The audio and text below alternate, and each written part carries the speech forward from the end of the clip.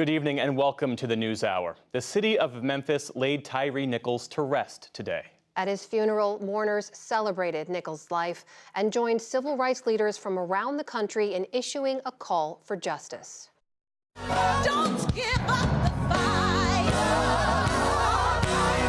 Laying her son to rest, Rovon Wells said Tyre Nichols' life was one of purpose. I promise you the only thing that's keeping me going is the fact that I really truly believe my son was sent here on an assignment from God.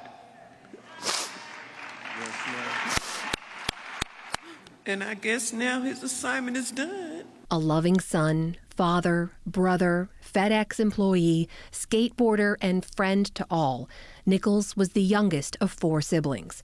His sister, Kiana Dixon. I see the world showing him love and fighting for his justice.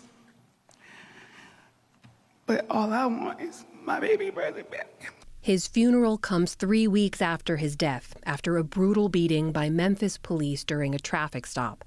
Tyre Nichols' death drew national attention and led Vice President Kamala Harris to Memphis today.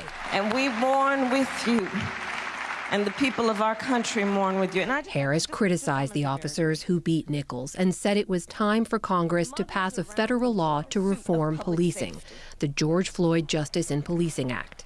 It was not in the interest of keeping the public safe, because one must ask, was not it in the interest of keeping the public safe that Tyre Nichols would be with us here today?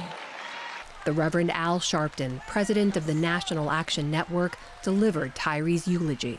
I believe if that man had been white, you wouldn't have beat him like that night.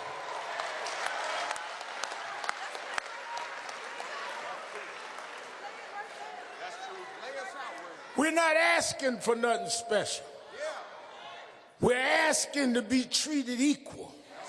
Among those in attendance, the families of Breonna Taylor and George Floyd, reminders that Nichols' family now joins a larger community of Black families fighting for justice for loved ones killed by police. That includes Tiffany Rochelle. Her son Jalen was shot and killed by a Houston police officer last April. We are fighting together, and all the mothers all over the world need to come together and stop all of this. No justice! Nichols' death and the release of the brutal body camera footage documenting it have reignited calls for reform and accountability. 5 Memphis officers were fired and charged with murder. The department's specialized Scorpion unit has also been disbanded. Back at the funeral, his mother delivered a call to action and echoed the calls for legislative reform. We need to get that bill passed. Amen. Because if we don't, that blood, the next child that dies, that blood is going to be on their hands. Yeah.